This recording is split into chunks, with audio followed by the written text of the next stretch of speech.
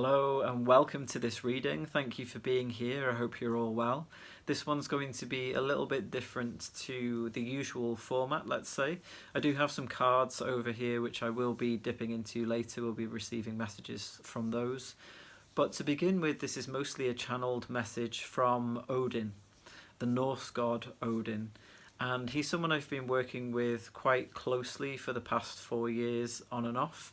And last week I started to get some rumblings, some kind of inklings around him wanting to share some messages within this space. So this morning when I sat down in meditation, I asked him if he could start to bring those messages forward. And now today is the day to post this, to record this reading. So I've got some notes here. I was writing down quite a lot this morning after meditation and speaking with Odin. There are 3 things that he's presented, 3 themes, let's say.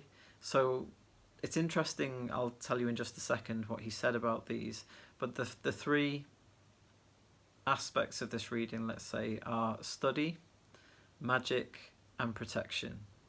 And he said that these can be taken separately, and that's what we'll do. We'll look at each in turn. But he also said they could be taken as a cohesive sentence, a standalone sentence of study magic protection. So this could be something that you're feeling drawn to study magical protection. So this could be any way that you can protect yourself energetically.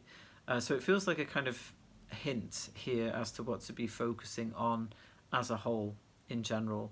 But as I said, there are also separate aspects to this as well. So make of this what you will. Take what resonates, feel into how it works for you, and see if you can maybe bring the 2 together, the 1 cohesive sentence and also the 3 separate themes as well. So the first theme is study.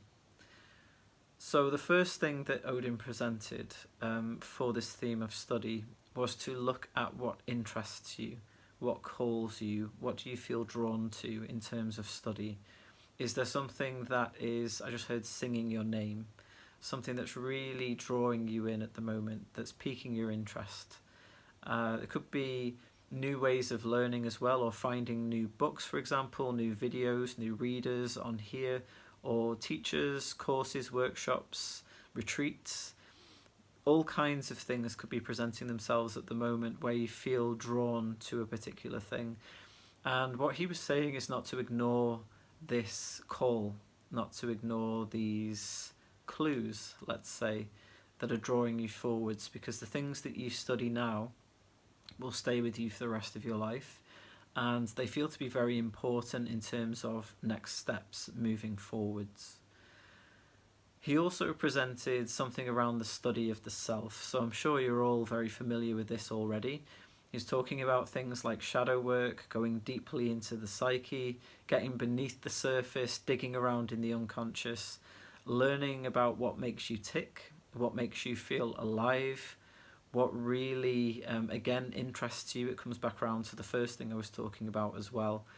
There are these deep-seated longings that he was talking about this morning, about remembering who you've been as well and remembering who you are.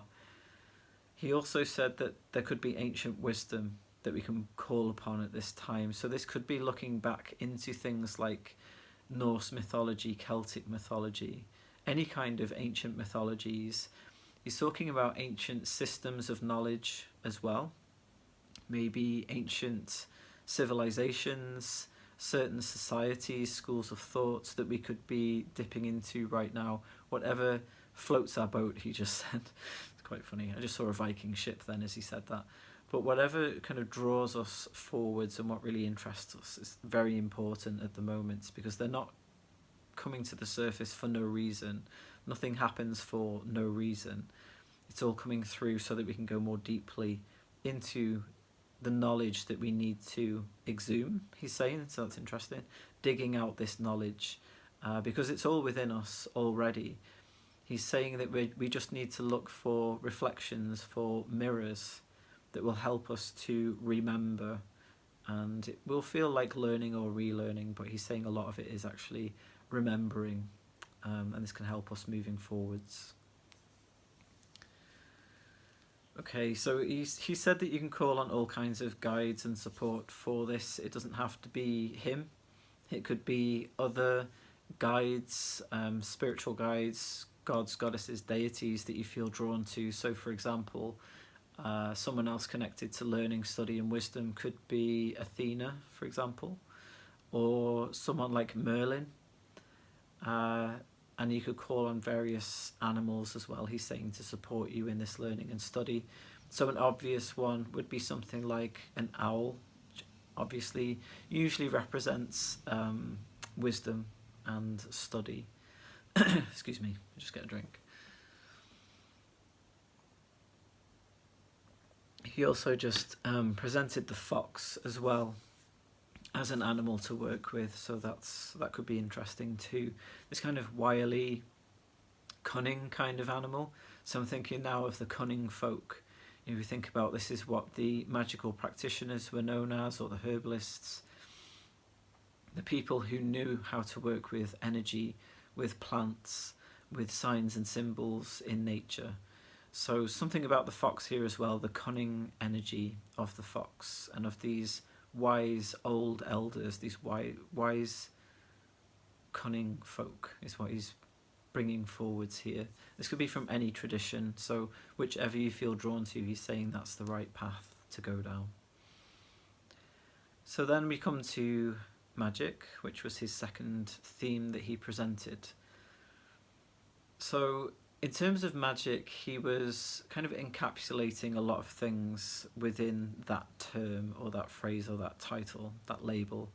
Things like manifestation, prophecy, divination, the healing arts, and whatever you can create kind of through your own energy and your own gifts and your own power.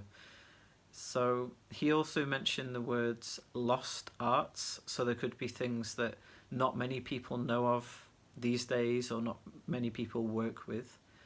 And I do feel like things are coming more out into the open, and that's what he's saying, that things are coming to the forefront now that have been forgotten for a long time.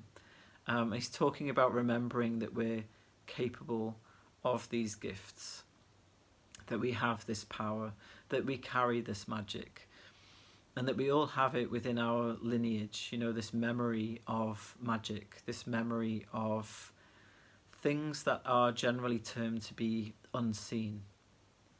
And he's saying, you know, some people see them. If you tend to be someone who visualizes things, who sees things, and he's saying, like, tap into that. He's also saying if you hear things more, like if you're clairaudient. So the one I was talking about before just then was like to be clairvoyant.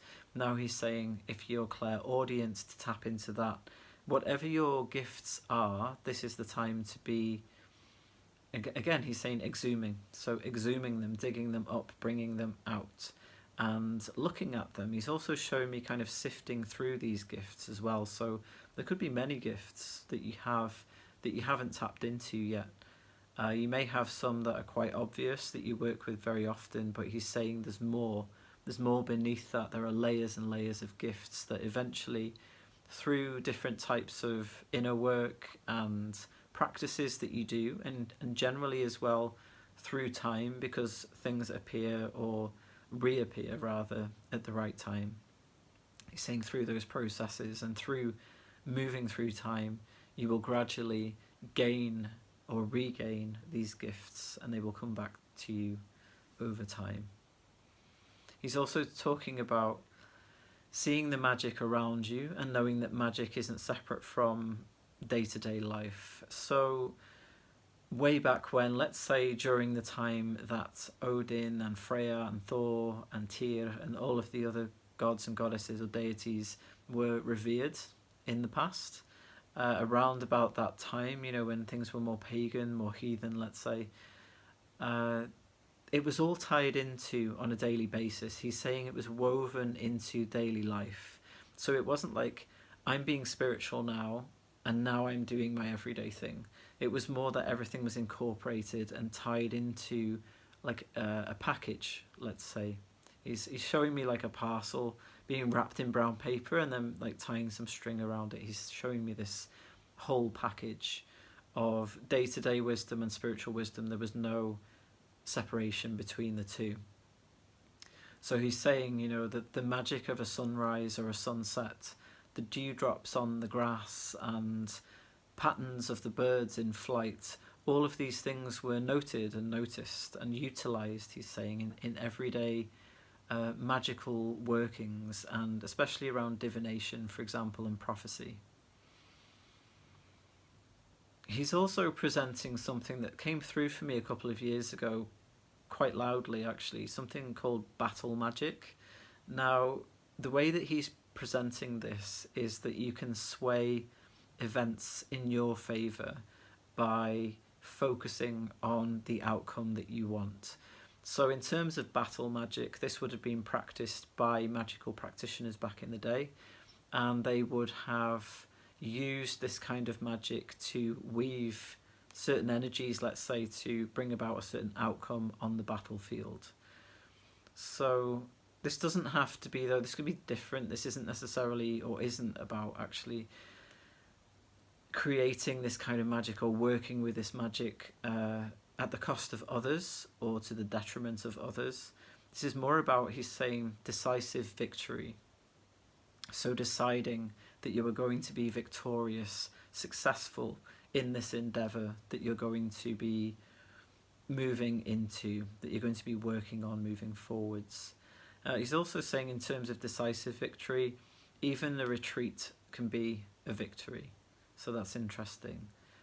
So this is about picking your battles, choosing your battles, knowing when to act and when to retreat, knowing what's worth it and what isn't is another thing that he's presenting here as well.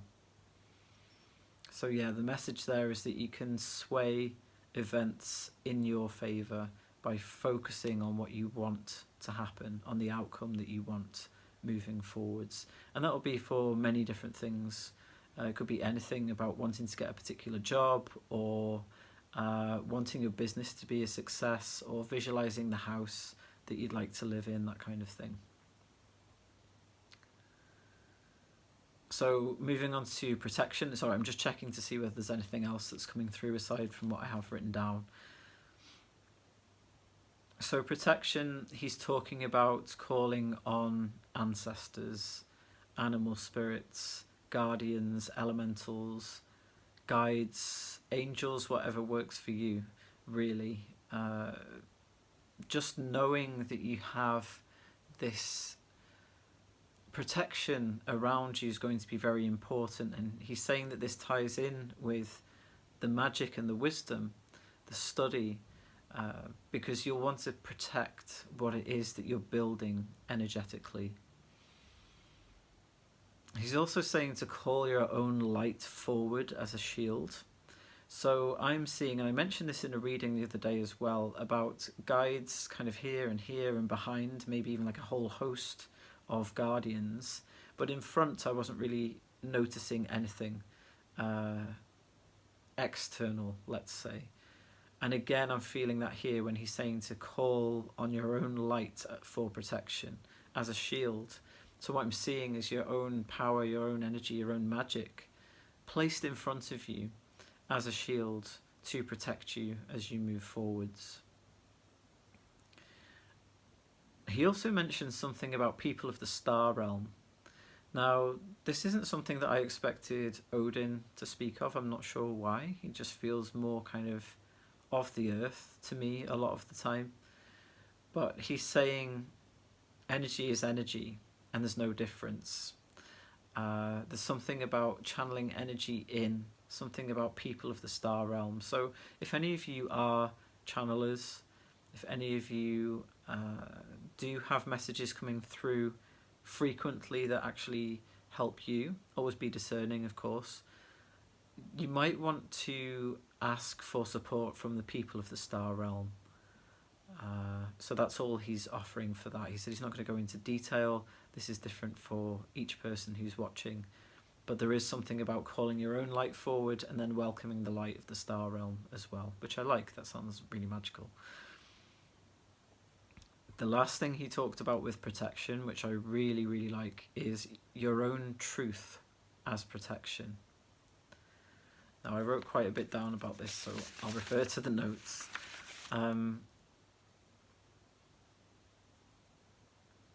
Yeah, it's about knowing what is true for you. We can use examples here. So, for example, if someone says that you have done something or said something, and you know full well that you haven't said or done that thing, this is quite an easy, kind of straightforward example, an everyday example. Or someone saying that you are selfish, or you're bad in some way, or that you've been sneaky, or you've done something and you know in your heart that you haven't done that, you just haven't done it. He's talking about not fighting this, not having this as a battle with another person then, because he's saying that these people will believe what they want to believe. And this is really about using your truth, what you know to be true, as protection, and that's it. Again, there's this element, this aspect of placing the shield in front of yourself, and it's kind of like, okay, but I know what's true. And to do that can be very, very powerful. I mean, this could be different, for example, in a legal situation. Then you may have to kind of fight for what's right. But again, he's saying something like the truth will out. And of course, I can't give legal advice in these readings, so I'm not going to do that. But using discernment is also a form of protection, he's saying. And of course, you're always welcome, in fact, you're always encouraged to use your discernment with these readings and all readings that you may watch. This is about your own truth, and that is what's going to protect and guide you moving forwards. This is very much about protecting your peace, he's saying. It's really important to guard this knowledge, this wisdom that you're accessing within yourself and from other places, and building up this resource, he's saying, this deep well of wisdom. It's important to have the protection around that, and the protection of your magic, which I am going to use interchangeably quite often these days with power. Your own power, your own magic, your own gifts, your own beauty, your own light. I've just got this sense of bringing in all of this protection to protect you moving forwards as a more full version of yourselves. So that's everything he presented this morning in meditation. We had a busy morning. It's been really nice actually to connect in with Odin's energy again. So I'm going to pull some cards as promised. Let's see what wants to come through. What else do you want to share, Odin? King of Wands, I believe this card came out the other day as well. Yeah, sovereignty, absolutely. That's what he's presenting. Kingship, queenship, the ruler of your own life, the ruler of your own path, the decider of your own destiny, he's saying. There are the norns that we fate, but there are choices that you can make to change your path moving forwards. He's saying, as well as you working with your light and using your light as protection, he's also presenting an idea of working with your own fire as protection as well. So I watched a film last night called The Eagle, which is a film about, it's set around Hadrian's Wall, Romans and that kind of thing that I like watching. And they had a ditch dug around the ramparts around the fort where they were, the Romans were, and they dug a ditch and they had these spikes sticking out as well, and they also had tar poured or painted on top of these spikes, and as people were trying to attack them, they set light to these spikes, and there's just this feeling here of having that kind of protection around you. And I'm not talking about, obviously, literally putting spikes around you and setting fire to people, definitely not putting that forward as a suggestion, but you know what I mean. Energetically, there's something about having fire to protect you moving forwards. Again, he's coming back to battle magic. Strategy is another thing that just came through. And I just heard lead by your own light as well. It's almost like I'm seeing a torch, like a fire, like an old style fire torch, leading by your own light. And he's saying that we've learned enough about ourselves by now to know ourselves well enough to be able to lead with our own light, with our own passion, with our own knowing, with our own wisdom. And we're going to be building on that moving forwards, as I was saying, with the wisdom, the learning, the study theme. So let's see what else. Is there anything around that message that we need to hear?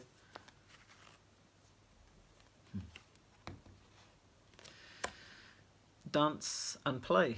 So this isn't a usual message I would expect from Odin, but he's talking about, you know, how the idea of a place like Valhalla, for example, is feasting, celebration, homecoming, enjoying. You know, they would have had huge feasts back in the day. They would have had banquets and dances. And another thing I was watching the other day actually was Robin Hood, the new series of Robin Hood, and there was a celebration of a hand fasting, and they were all dancing in the woods and having a great time, and, you know, playing instruments and really celebrating.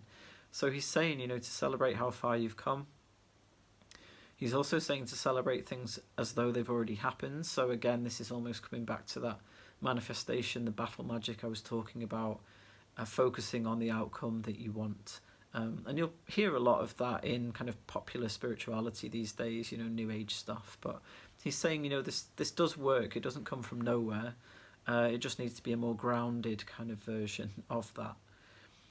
But he's saying, like, with these two elementals here playing as well, it's important to connect in with nature spirits, the land vatir, as they would have been spoken or called in Old Norse. It's about connecting with the spirits of the land, and it's not just about little kind of fey beings or that kind of thing. It's about rocks and trees and everything having an essence and a soul and a spirit. So he's talking about getting back to basics. Again, this is the old knowledge. What did he say about that? Let's find that.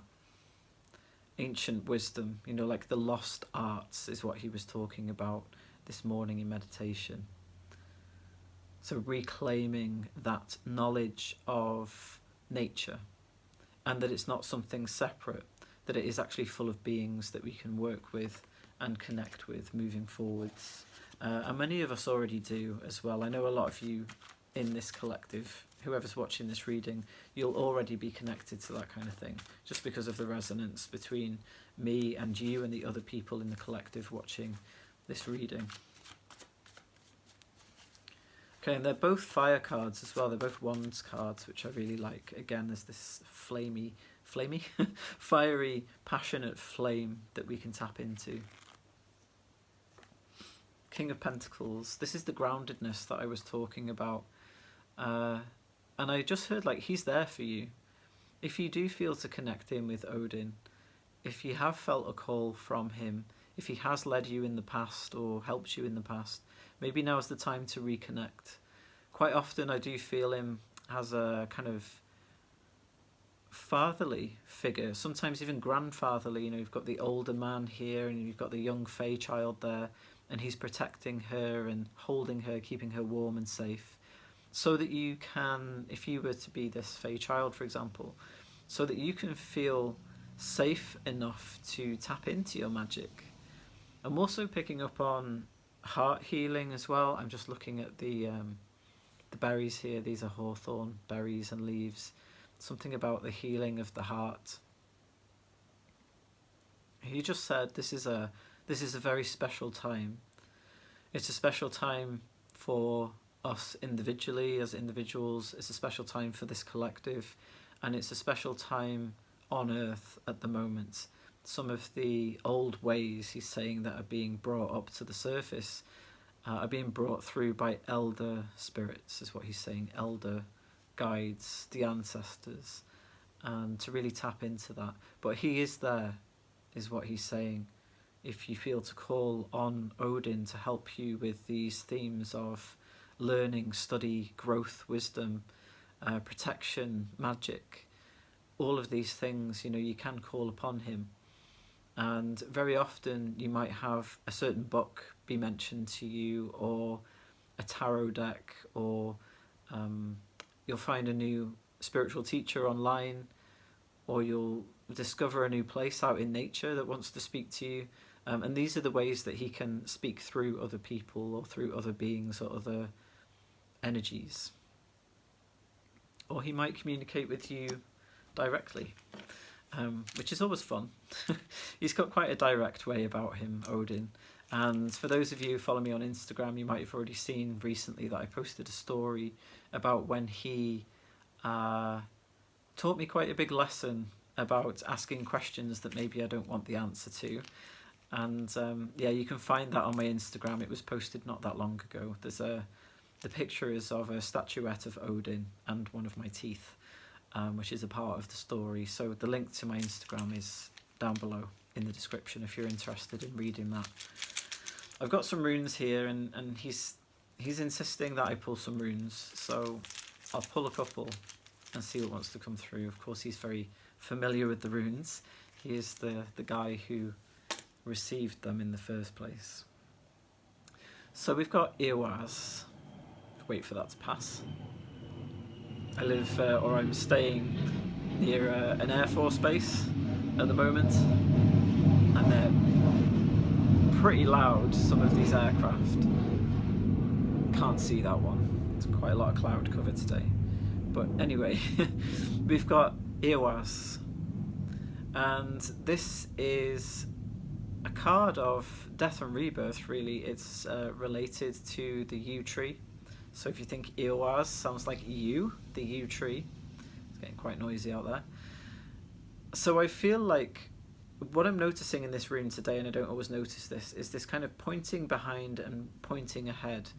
And it's quite funny, I took a photo of the cat I'm taking care of at the moment, Merlin, funnily enough. I always kind of connect Merlin, or not always, quite often connect Merlin with Odin. And he also sleeps with one eye open, and Odin is known to have one eye. So there's a lot of connections here. What was I saying about battle magic? I've got the fighter jets going over. So I took a photo of him yesterday, and his front paws were facing one way and his back paws were facing the other. He was quite twisted, lying on the carpet. And this reminds me of that. So there's just something about the behind and the in front, the past and the future. And he's saying, you can look in both directions, but always remember where you are in the moment. But this is very much about death and rebirth. The yew is very good at regenerating itself, and some of the yews in this country are absolutely incredible. Like, I've been to yew trees that are thought to be between like 4,000 and 5,000 years old. So he's also talking about a long path and a long journey. He's talking about taking one step at a time, moving forwards, and each time you take a step, you are regenerating, you're shifting, you're changing. Now he's showing me DNA as well, so there could be something around the shifting of DNA and feeling quite different within yourself, like parts of you that haven't been activated before at this time could be activated. He's talking about clues again as well. The clues that you see that lead you to the next phase of study, of learning, following the synchronicities, following the signs, meeting the people, having the conversations. And he's saying that this is how it all works. It's a big symbiotic connected web of wisdom, knowledge, magic. And there's a reason that this kind of thing, this deep knowledge, has been protected through the ages, and that's why he's saying about protecting your own energy, protecting your own peace, especially in your own wisdom and knowledge. So we'll get a rune, and then I'm going to close this out because it's already quite long. What else? What do we have as a closing message, Odin? They're all kind of stuck. That's interesting. One more? Yeah, one more. Righto. The journey. I was just talking about the journey, one step in front of the other. And that's what he's saying. It's a journey, and he knows I spoke about this the other day. about focusing on the journey rather than the destination. And he said that's a good way to focus on this as a kind of adventure, he's saying as well. So imagine being a knight and you're on a horse and you're moving through uncharted territory, but it's quite exciting. And you see a symbol on a tree and you're like, oh, that means I need to go that way. And he's saying to treat life as an adventure, as this kind of mystical, magical story that you're moving through. It makes me think of when I was a kid. I used to love Asterix the Gaul, Asterix and Obelix, and I had these games. I don't know whether any of you had these, but they were books, adventure books, and you'd have like a cipher, so you could place it over and read hidden messages. You'd have a dice that you would roll, and yeah, like all different things. Like I can't even think of what they were now, but maybe you could look them up and see what I mean. They were like adventure books, and that's what he's saying. That's what this is. This is like a roll of the dice, and then you go on to this next thing, and to not take it too seriously. And everything will be presented as you move along this journey. And it's a little bit like a role-playing game as well, an RPG, like a video game or a computer game where you meet the right person at the right time and they give you the right object, and then you move on to somewhere else, and then someone else tells you a bit of information, then that makes sense, and then you go back to whatever. All of these clues that you're picking up on are being sent to you at the right time. And then you might, like, for example, metaphorically find a key that then opens something that you wanted to open a long time ago, and now is the right time for you to reveal that wisdom to yourself. Other people can show up as keys as well, with clues and different ways for you to move forwards. So he's just saying now, for the end of this message, to call all of that in, to call in your markers, call in your guides, call in spirit, call in your ancestors, and ask them to light up the path, is what he's saying. I'm seeing this torch again, walking forwards with this torch into a different life, is what he's saying. But it takes focus, it takes wisdom, and it also takes for you to view it in a different way, perhaps to how you've viewed life before. More of this kind of adventure.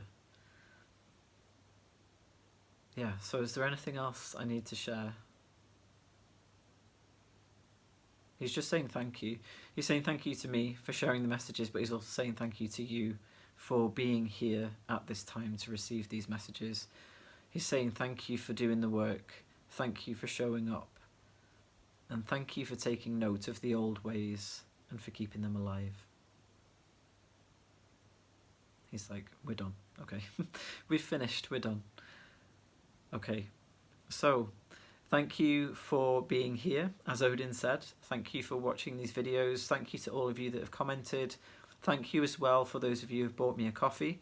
There are links below to donate to my work, PayPal or buy me a coffee in the description box. And if any of you want to work one-on-one with me, I provide video recorded readings, and there's a link down there in the description for that as well.